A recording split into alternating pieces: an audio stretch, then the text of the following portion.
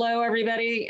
Thank you for joining us today. My name is Ann Hyde Dunsmore. I'm the interim chair of Rescue California. Most of you know that we were active in the recall of Gavin Newsom. We have now changed our designation from a single purpose PAC to a general purpose fund, and we will be dedicating our time to protect Californians from legislation, government regulations, and government overreach at the local and state level, especially where they cripple Californians' quality of life, simply put.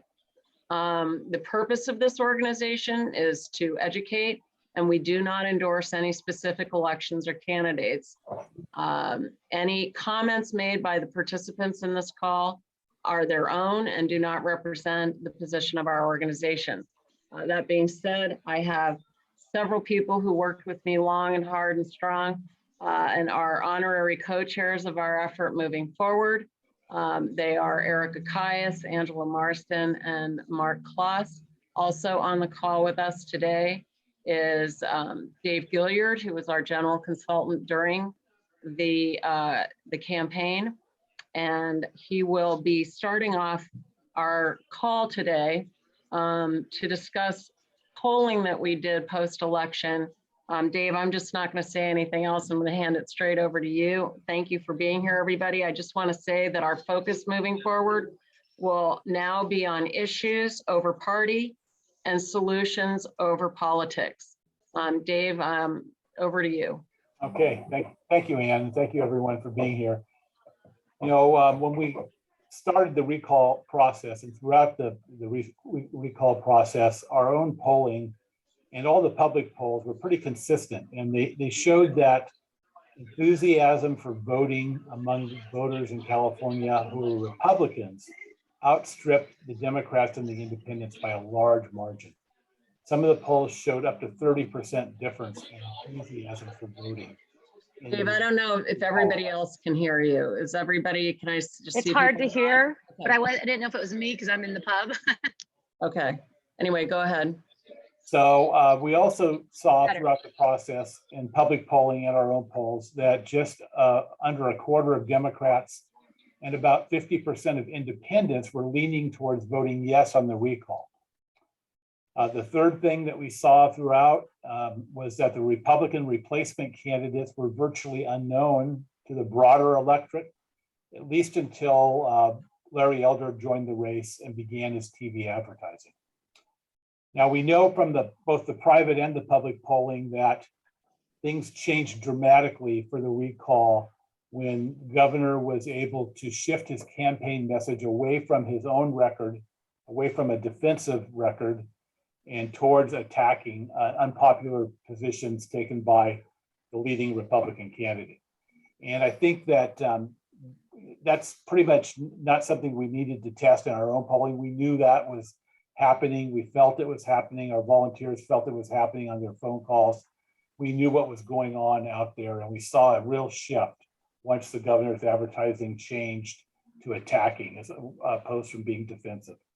Now, I think that one thing we wanted to look at, though, is what happened with the Republican vote that was supposed to be so enthusiastic about the recall that it was going to outstrip the Democrats by up to 30 points. And what we saw in our own poll that we've done here now, post-election poll, done by Public Opinion Strategies, a very prominent polling firm out of Virginia, we saw that Republicans who voted and Republicans who did not vote had a lot in common in this election. And we tested both groups, Republicans who voted and Republicans who did not vote. And when it came to their opinion about the governor and their opinion about issues, they were pretty much in agreement. They were also in agreement in feeling pessimistic about the future of our country. And this is something very concerning. Only 25% of voters in both groups feel optimistic about the future of America. And there was no difference between the two groups. That's really key in all of this. 93% of them disapproved of the job Gavin Newsom was doing going into the recall. So again, there was no difference between the two groups. They didn't approve of Gavin Newsom, and they were very pessimistic about the future. That should have lent itself to a big turnout among Republicans, but it didn't really turn out that way. Now we went to issues and we said, well, maybe it's the issues that were important. It turns out that they pretty much agreed on issues with one big difference. Both groups listed protecting the border, reducing taxes and government spending, and crime and public safety as the top issues. But only 12% of the Republicans who voted in the recall election said election fraud was a top issue for them.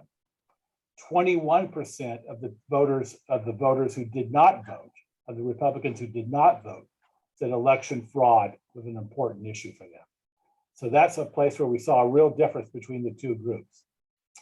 When we asked the non-voters only why they did not vote, the number one reason they listed was they believed there was fraud, and they thought the election was rigged and their vote wouldn't matter. We drilled down a little further on that and found out that only 24% of Republicans had confidence that the results would be accurately counted. Again, only a quarter of the Republican vote thought that the vote would be accurately counted. We kept drilling down, and we found out a difference between the Republican voters and the non-voters. 43% had confidence that their own vote would be counted of those who had voted, but only 38% of those who skipped the election had confidence that their own ballot would be counted accurately. So again, we're seeing here a pattern that we were worried about going into the election, and that's that a lot of voters on the Republican side, at least, were very concerned about fraud and were to the point where they might not even participate because of that concern. We asked voters about their level of trust in the different ways people vote these days. 46% of those who voted in this election said they have no trust in voting by mail. Now we saw that because early on when the ballots were coming in, we noticed that Democrats were outstripping Republicans by a large margin in early returns, something that has not been seen before. And we were concerned about that, and our volunteers were picking up anecdotally on their phone calls that people were concerned about the mail and didn't trust it. Well, it turns out in the poll, that's the case. So again, 46% of those who voted didn't trust voting by mail. 63% of people who decided not to vote said they did not trust voting by mail. When it comes to voting on a machine, though, at the polling place, there was really little difference between the two groups. Really, about 60% of both trust voting at a polling place on a machine. Not statistically very minor differences between the two groups when it comes to voting at a polling place on a machine. It was the mail voting where we saw the big difference, where the trust level was much different between the two groups. We asked voters and non-voters where they typically get their information from, thinking that maybe social media had something to do with this. It turns out there was very little difference between the two groups as to where they got their information from. Mostly cable news, broadcast news, direct mail, and some social media and websites. But again, very little difference between the two groups. Finally, we did find out that demographics played a big role in turnout as well. Among the non-voters, they were younger, they were lower income, and they were less educated than the Republicans who voted.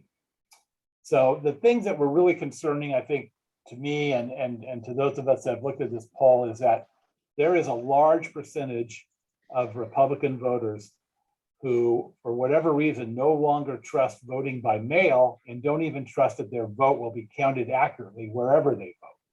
That's a problem long-term that we found. And one of the reasons that Republican turnout in this election, which was anticipated to be much higher than Democrats, did not end up being anywhere near where it needed to be in order to win. That's kind of an overview of what we found. If anybody has any questions, I'd certainly be willing to entertain them. Yeah, so the way we want to handle questions in this call is if you would please type them up in the chat room.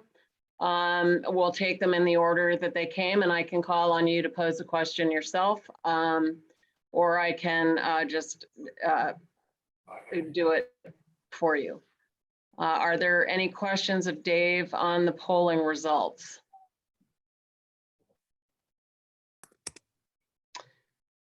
Phil from the LA Times. Phil, why don't you go ahead and unmute and go ahead and ask the question?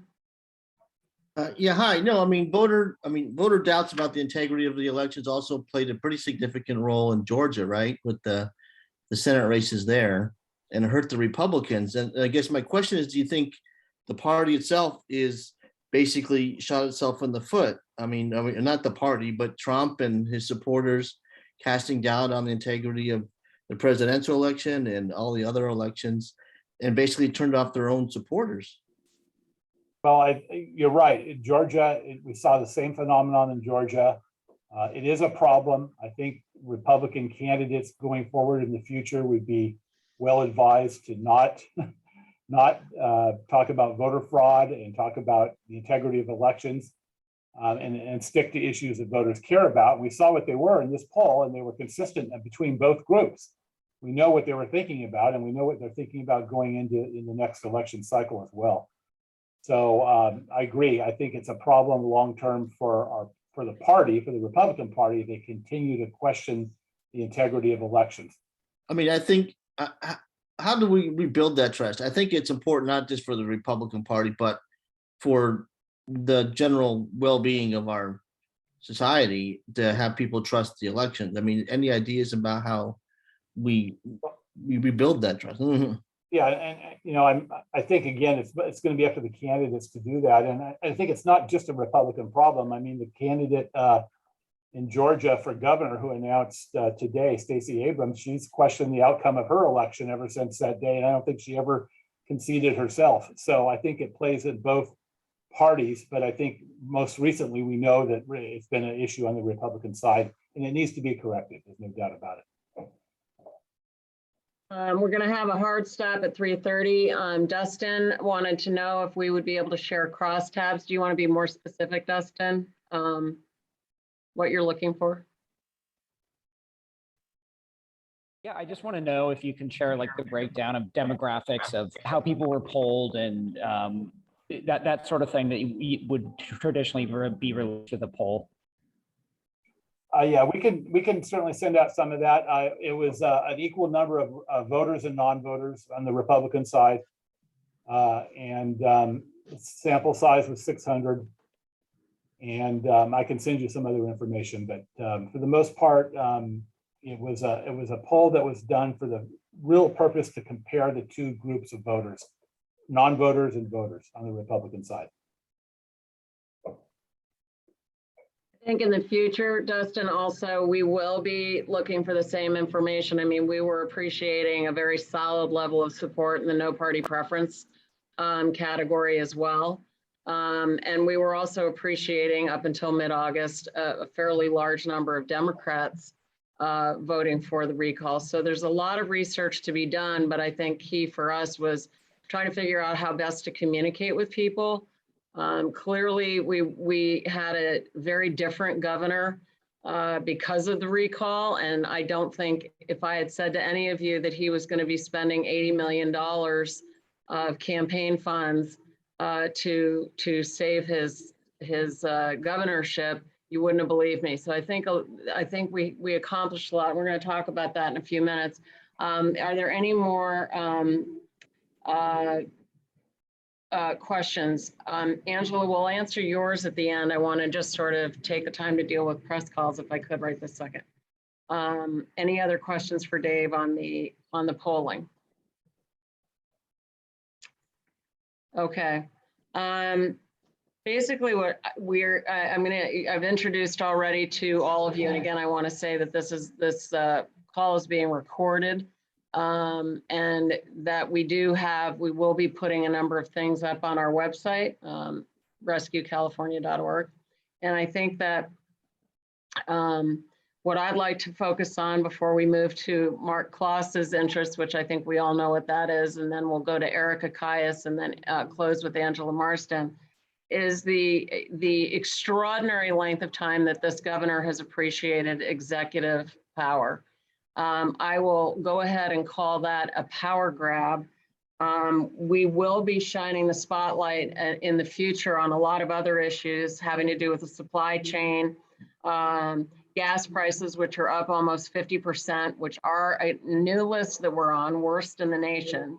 Crime, of course, is going to be discussed, be addressed by Mark, and it will be an ongoing topic for us.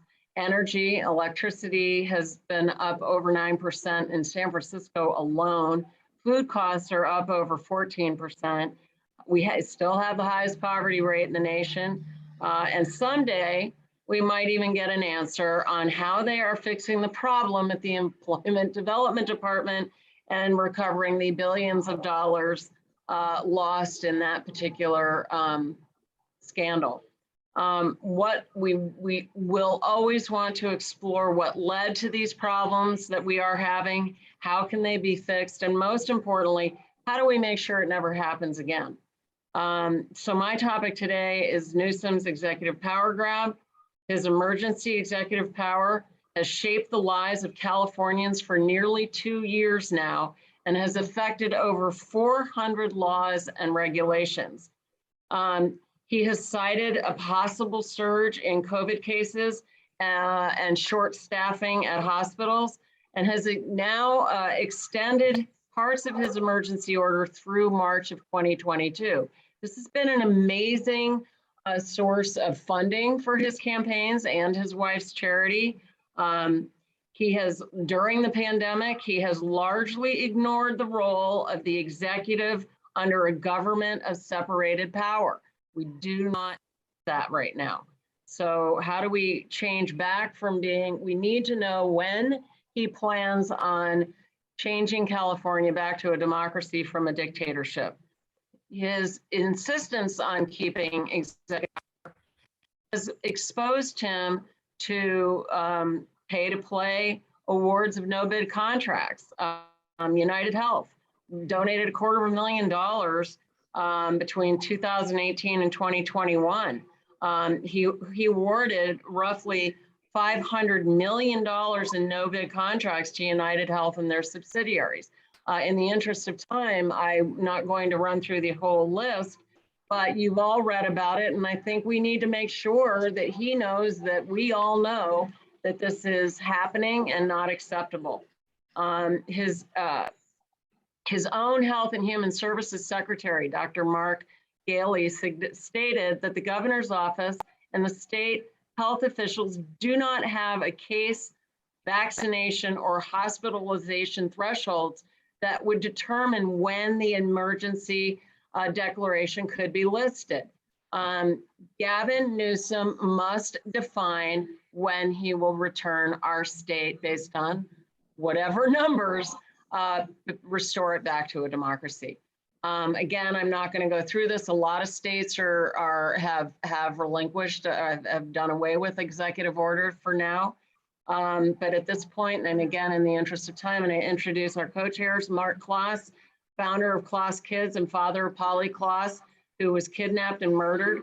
Mark, please, there's a lot going on, smash and grabs, you know, destroying our retail industry, our tourism is at risk, everything, many different portals of funding for California are being threatened, and that's going to run straight through what Eric is going to discuss and what Angela is going to discuss, but let's start with crime and with your concerns.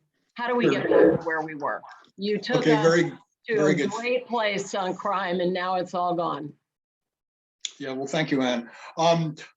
My name is Mark Klaas, as I was introduced. I'm Polly Klaas's father. Polly was kidnapped and murdered in 1993 by a recidivist violent offender.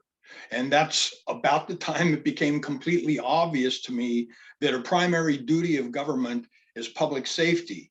And that in California at that time, government was failing to keep the public safe. And that was basically because there was no kind of criminal accountability at all. Everything was more or less based on a big lie that somebody would have a prison sentence that would keep the public safe for a specific amount of time. And generally those individuals were out of prison within just a few years, generally somewhere around 50% of their sentences. And I think we're kind of moving in that direction again. Indeed, murders are up 31% over last year, over the same time period in last year. In LA County, that number is 200%. Property crime, the thing that people are really focusing on now, is absolutely out of hand. In San Francisco, Walgreens has closed 10 stores and announced 5 more because of the uncontrollable commercial theft. Target and Safeway are modifying business hours for the same reason. Major retailers are being regularly attacked by flash mobs who carry out industrial scale robberies to the tunes of hundreds of thousands of dollars. And in fact, just last week, a security guard for a media company was murdered as they were covering one of these flash robbery situations. I believe that the spike in crime is directly attributed to progressive policies in the state of California, from AB 109 that diverts defendants convicted of less serious felonies to serve their time in local jail, to Prop 57 that allows the consideration of parole consideration for nonviolent defendants, including such crimes as rape of an unconscious person, and the elimination of penalty enhancements for recidivist violent offenders, to Proposition 47, the so-called Safe Neighborhood and School Act, which further dummied down felony crime and has directly led to the property crime epidemic we're now facing. The last time California faced a similar situation, we were in exactly the same place. There was no criminal accountability. I mean, right now they're trying to get away with, eliminate cash bail in the state of California. And I think we have to get to a place where people are understanding what's going on and are willing to do something about it, and are willing to hold our politicians to the fire for the laws that they are passing that are so negatively influencing all of us and our lifestyles. So there you have it. And I'll take questions at the end if we have time. Yeah, that would be, thank you. Thank you again, Mark. And thank you for continuing on with us here as we try to rescue, recover, and restore and flourish and all those things that we need to do here in California. Erica Caius, many of you know, she traveled with us as well as did Mark and Angela a lot. She's the former owner of E Salon in San Francisco, who exposed Nancy Pelosi's hypocrisy for not wearing a mask while visiting her salon. And I might add, suffered a great deal of retribution for that. It drove her out of business, but I'll let you address that, Erica. Thank you for joining us, and thank you for all the sacrifices that you're making. Thank you so much. I'm really happy to be a part of Rescue California. My situation has shifted into more of a story, but I'll make it quick. I do speak about it now because it has a lot to do with what's going on in this country currently. But I am myself a first-generation American. My mom came to this country in the early 70s to escape the Middle East. And I was raised by a single mother in this country. We had little money. So literally I worked in restaurants and put myself through school and built my successful salon that Nancy Pelosi came into for years with my own money and my own hard work. To realize now and to accept that I did lose everything I worked for due to extreme leftist politics is still outrageously crazy. And the thing is that it's still continuing to this day. I mean, we've seen the hypocrisy of Nancy still doing stuff and meeting with people with no mask, Gavin Newsom doing French laundry. So the thing is that it's, again, that these politicians can go out and do freely what they want to do, and yet let people like us, small businesses and regular folks, completely suffer. Again, my fight now is to help get California back to a small business friendly state I literally now work part-time in Franklin, Tennessee, because I don't know if he's going to do another lockdown right now. I mean, it seems to me that we're getting close to that again, and I could not handle that again. I could not go through the trauma that I went through for the past year and a half with shutting down and losing my business and everything that I work for. A lot of stylists, I still work in California part-time. I do live here part-time. But we are, and from what I talk to other small business owners and salon owners and stylists, is that we are still on pins and needles every day, wondering when and thinking, when is he going to shut us down? So again, just like Ann said, it would be awesome and amazing to have a governor that is small business friendly. So that is my goal here with Rescue California, is to help achieve that, hopefully. Anyways. Thank you for your support on that. Thank you for being with us today, and thanks for continuing to work with us. Angela, we've got a few more minutes because I want to be able to take at least 5 minutes of questions if we can. But again, your story is widely known. And for those of you who don't know, she's the owner of Pineapple Hill Saloon and Grill, who had her restaurant shut down in LA during COVID, only to have a movie crew set up catering in her parking lot to feed over 200 cast and crew members while she was unable to do business. Angela, thank you for continuing with us.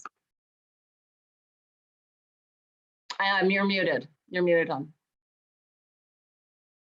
Unmute your, there you go. Is it okay? Hey guys, thank you for coming out. I, as Erica, am very honored to be a part of this group. So many people are leaving and bailing California, and some of us have to stay and fight.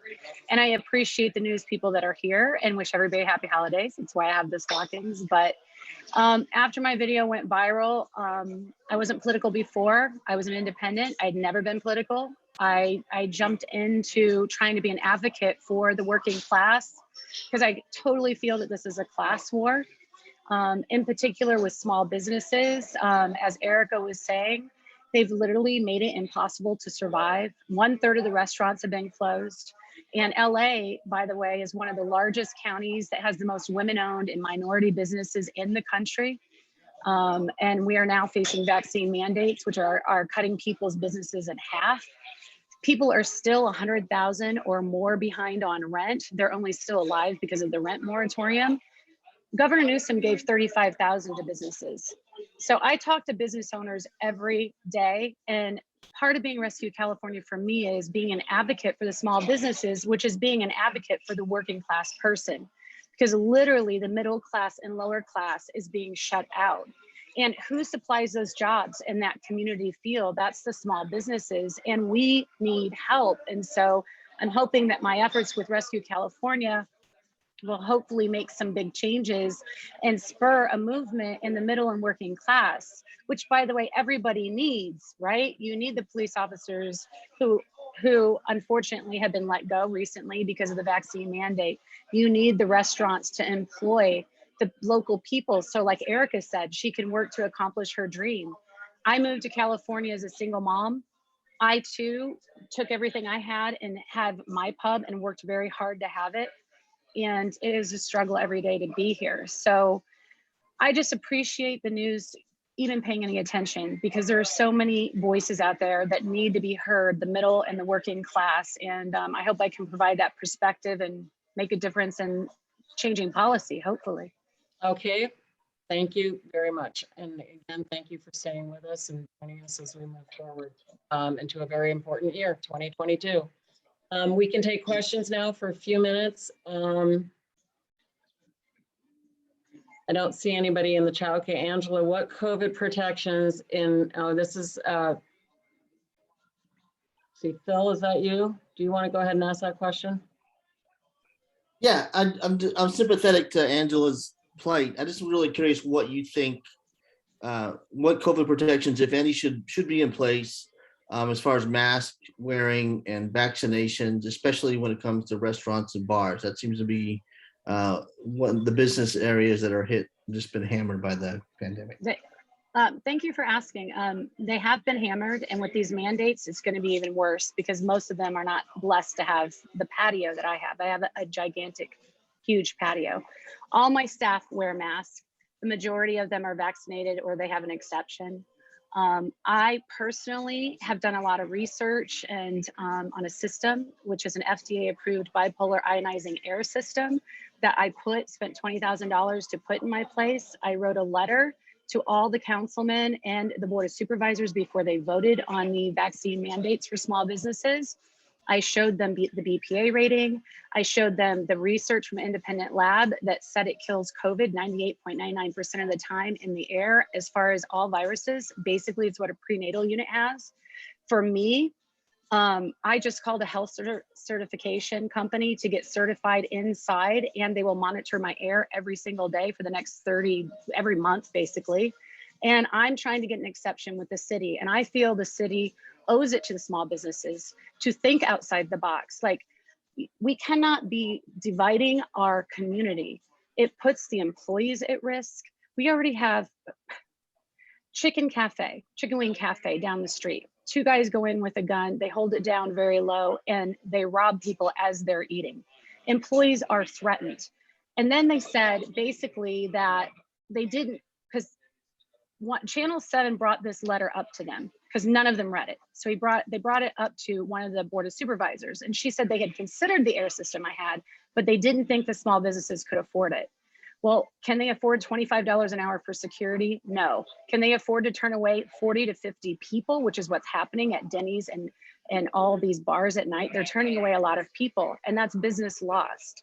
So I think we need to think outside the box.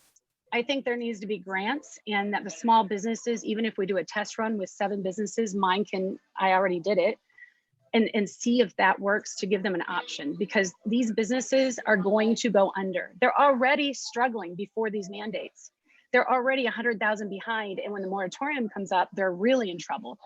So think about that. How, with cutting half their business, losing employees, and inflation, beef is up 50%. I just went over this with my cook, 50% steaks, things like that. That's just beef. The city needs to work with us and give us options. And by the way, lead the country. We don't need to follow what other people are doing because it's obviously not working in New York, right? We need to lead the country and be innovative and try things that are outside the box. The system I have could go in a green building. It can get a health certification. You know, that's where I'm at with this. You know, the community is more important, and keeping the small businesses alive are very important. Again, sorry, one last thing, again, with the shutdowns, anything that's a grocery store, a church can stay open. So Target has a groceries in it. They don't have to do the vaccine mandates, which are going to kill people. The mall, they just lifted that with the mall because the mall was worried about not making enough money for Christmas. So, you know what I'm saying? Like, work with us is what I want the city to do. Thank you. We're going to have to do a hard stop. I'm always available. We're going to do another Zoom call right now, which we have to start. We're a few minutes behind on that.